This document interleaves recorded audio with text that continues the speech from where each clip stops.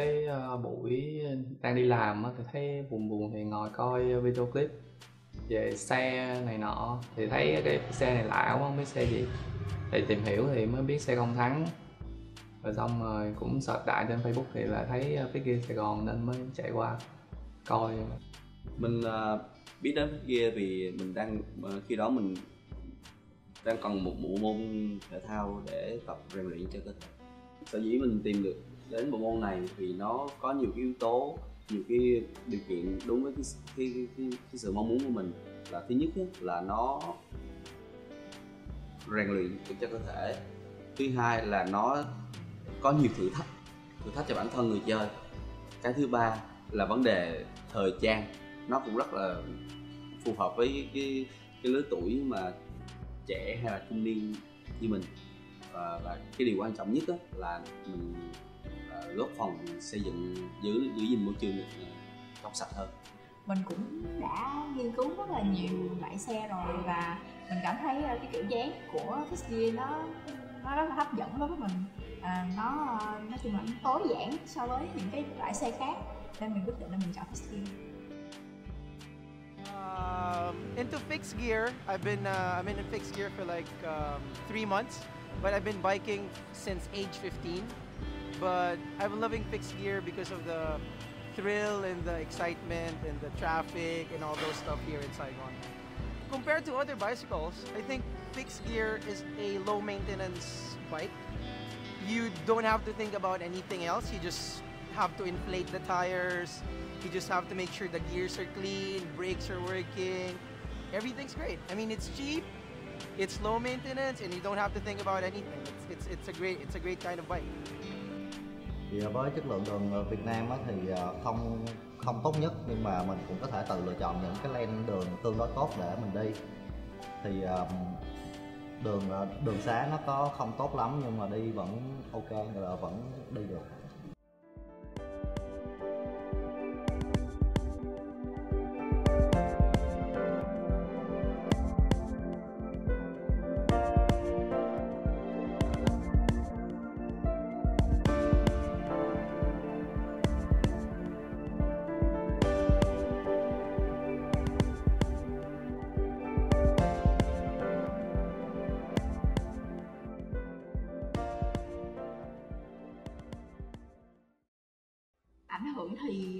Ảnh hưởng cũng không lớn lắm, bởi vì trước đây thì mình cũng đã đi xe đạp khoảng hơn 1 năm rồi nên mọi thứ, những cái thứ gì liên quan đến xe đạp mình đã quen hết rồi. Có ảnh hưởng mình bỏ ra thêm thời gian để mình đạp xe và tập thể dục nhiều hơn. Hiện tại tới giờ sau 3 tháng thì ảnh hưởng khá nhiều. Tức là cuộc sống bây giờ mình giống như chỉ với chiếc xe đạp thôi, mình không có sử dụng tới xe máy luôn. Mình đi chơi với bạn bè hay bất cứ gì mình đi xe đạp hoàn toàn. It affects, I mean, when you bike, especially when you bike, you feel free, then it relaxes you, it takes out the stress of the day. So it's a nice kind of thing to do, here, especially here in Saigon.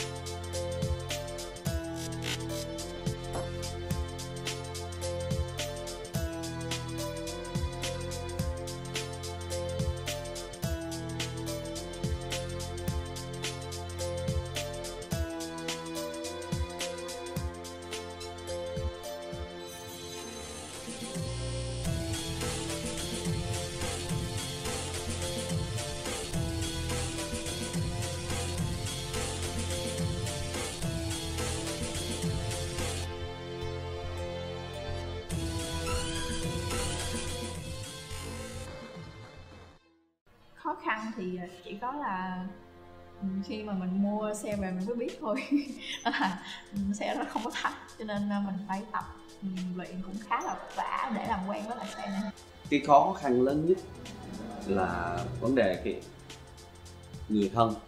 Khi biết mình chơi một bộ môn mà nó khá là mạo hiểm thì người thân không có thích, tại vì bản thân cái xe fixed gear thì không có thắng, cho nên là họ nghĩ là nó sẽ gây nguy hiểm. Nhưng mà thực ra khi mà tìm đến bộ môn này á, mình mới biết là nó không có thắng, nhưng mà nó có những cái kỹ thuật để giữ xe và phanh xe, cho nên nó cũng khá là an toàn, chứ không có đến nỗi như mà nhiều người chưa đang nghĩ. Challenges for fixed gear bicycle a lot, basically, especially here in Saigon. Aside from a bike not having a handbrake, the traffic, the aggressive motorbikes, a lot of traffic lights, and basically just the culture of having motorbikes and cars and buses all at the same road. I think that's the overall challenge of it. Không có khó khăn, thích là chọn. Không có khó khăn mà hoàn toàn rất thích thú mà đam mê nữa.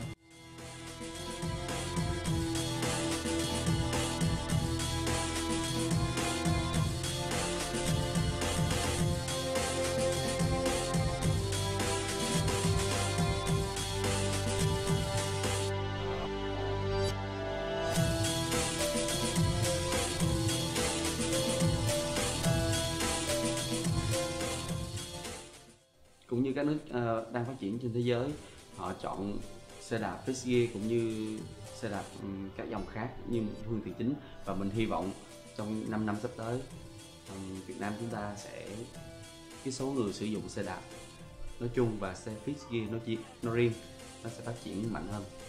The image of fixed gear here in Saigon is actually very bright. Mình nghĩ dòng xe fixed gear thì khá là khó nên nó sẽ kén người sử dụng. Thì ở thời đại nào thì cũng sẽ có một cái bộ phận nhỏ để có thể thích chơi và đam mê fixed gear. Theo mình thấy hiện tại chắc tương lai cái gear sẽ phát triển mạnh, tại vì thời gian chơi thì mình gặp nhiều bạn trẻ mà khoảng cấp 2, cấp 3 á, là thấy xe này rất là mê, rất là thích.